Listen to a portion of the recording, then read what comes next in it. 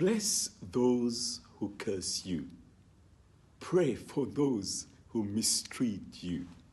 These are the words of Jesus.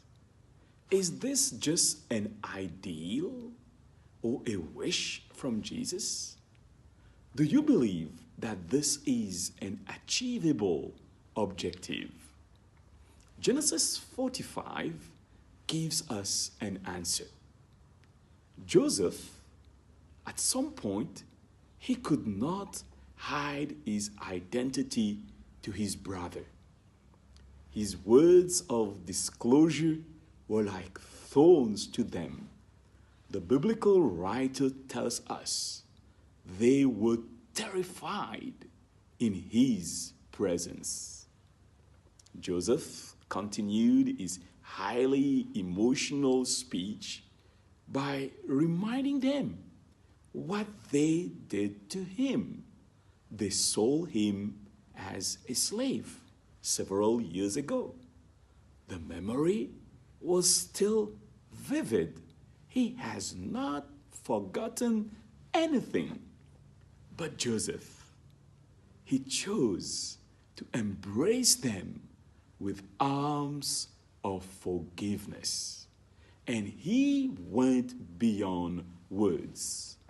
Joseph, he chose to share with them his Egyptians' blessings, to share with those who hated and harmed him. We read in verse 10 of chapter 45, "You shall live in the region of Goshen and be near me, the one you tortured, you, your children and grandchildren, your flocks and herds, and all you have." This is to bless those who curse you.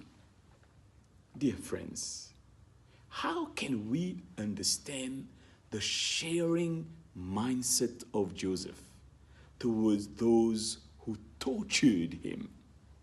We read in verse 7 about his conviction.